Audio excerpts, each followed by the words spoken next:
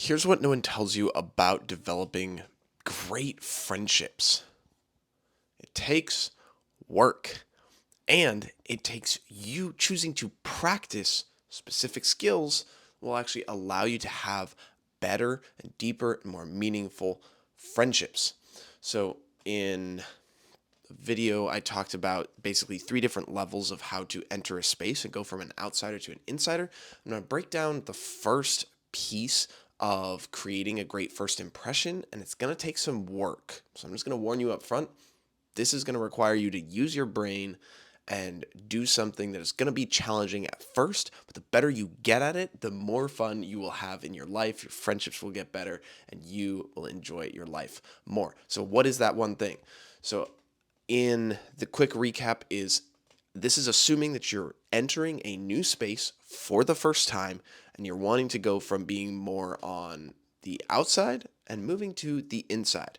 So we already talked about basically the first three things, which are one, you got to show up consistently. Two, you got to do the extra things. Three, invest either the time, money, or resources to do the extra things that will put you into the group of people that are more committed. So assuming you're doing those three things, now what's the next step? Well, the next thing is you have to learn how to create a great first impression. Really the skill, the big thing that this will do for you is allow you to enjoy meeting new people.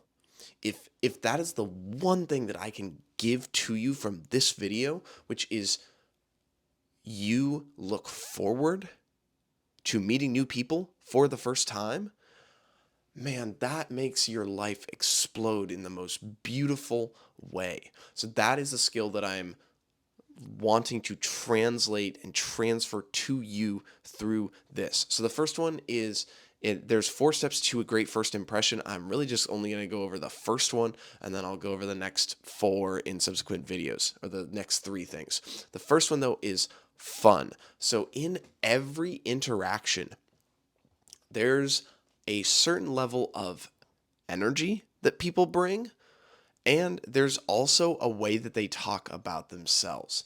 And so when I talk about fun, it means playfulness. It means, are you smiling? So when you meet someone for the first time, one of the simplest things that you can do is you can smile. And even more than that, this is something that some people don't even know you can do. You can smile, you can talk through a smile. And it actually changes the tone of your voice. So watch this. If I talk like this, the way that my voice sounds is actually it tends to naturally go lower than if if I smile. This is much more how I'm talking, and you can actually speak through a smile, and it actually it's just warmer. And so that's one thing is you can smile. And so if you don't do this consistently, one of the simplest things that I learned from How to Win Friends and Influence People, which is a book that I've read every year for the last 11 years, is there's a quote in there where it talks about someone who had never really smiled before, and he started to just smile at one person every hour for the day.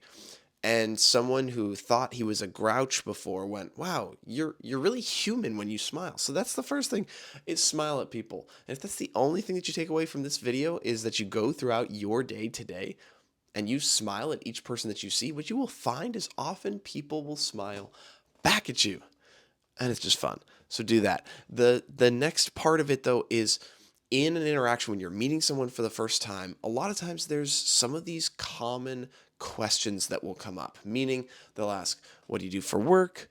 Or "Where are you from?" This happens most the first time that you meet someone, but a lot of times those things will come up.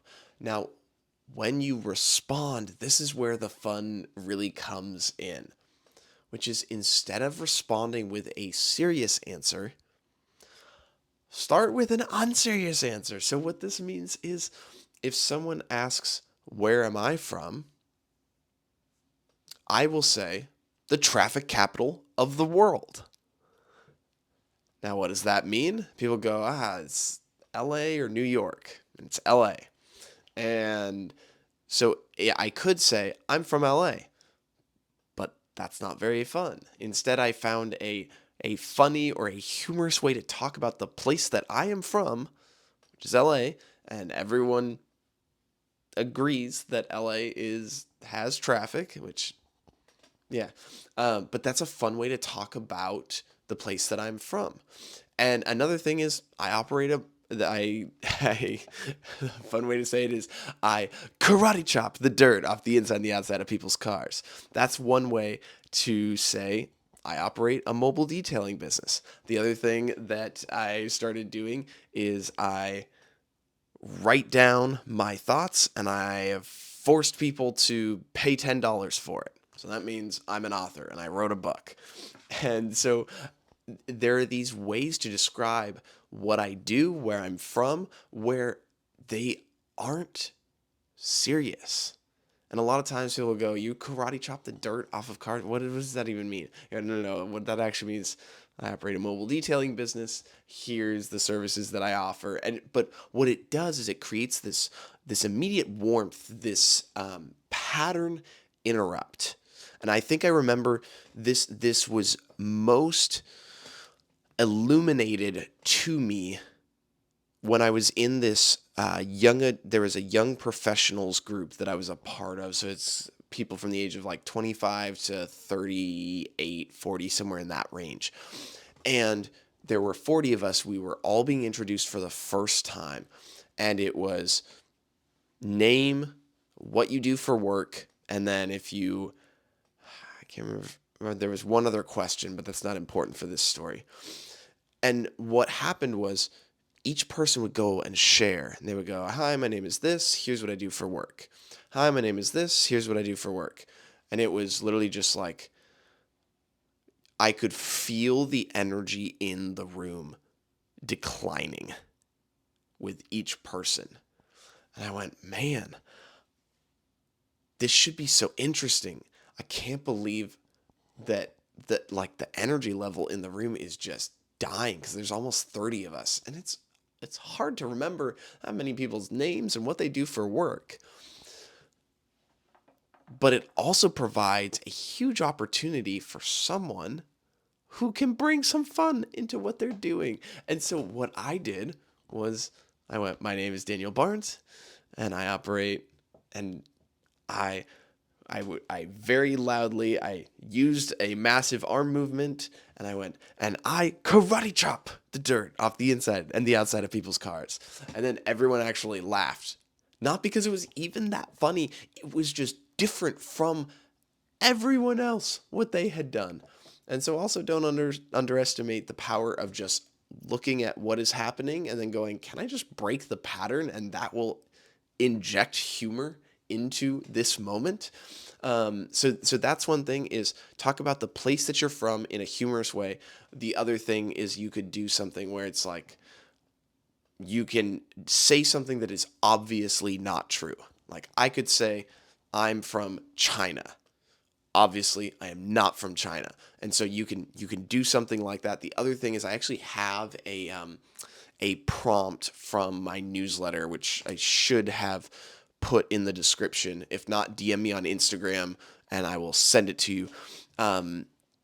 But I have a prompt that will basically help you brainstorm creative and humorous ways to talk about whatever it is that you do for work, or wherever it is that you grew up. And so you want to do that.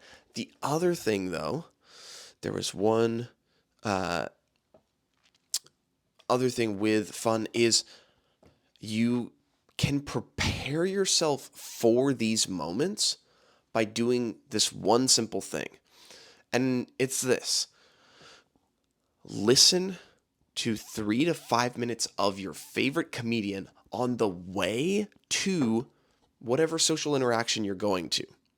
So for me right now, John Crist and Michael Jr. are the two comedians that I end up listening to on the way to it. You can also find a movie that you find very humorous. Some people will use clips from something like what I'm thinking of is Step Brothers. I actually have not seen that movie, so I don't know if I should say that and recommend it, because that's not what I do. I end up using John Crist or Michael Jr. or who else? I think those are the main two right now that I've been using. But there's something about if you prime your brain with humor before you go into a social interaction and you pre-build, hey, here's the funny way to describe what I do for work. Here's the funny way to describe where I'm from. Now you've done the pre-work to be able to create fun in this interaction. And if you build those two things and you prime your brain with humor, now you've set yourself up to really enjoy meeting new people for the first time. So that is the first thing. You want to inject fun into every interaction, because meeting new people should be fun. And if you want to go from an outsider to an insider, one of the simplest ways is just to be someone who's fun to be around. Because life can be hard sometimes, and if you're around someone who can lighten the mood, who can bring some fun into your life, people love that. So, and that is it, and it's a skill that can be developed. And that is what I hope to be able to translate to you through this video, is that this is something that you can learn and that you can do. And yeah, so smile, develop those few things. Again, DM me on Instagram if I haven't put it in the newsletter in the description. And go through, use Claude or ChatGPT or Gemini, whatever AI you use, and just brainstorm what are funny ways to talk about the work that I do, the place that I grew up, and pick one and try it. See if people laugh, and it may take a few iterations, but it's worth the effort. So that's all that I have for you for now. So the one thing is, this is people over everything, and that's what I have for you today. Adios.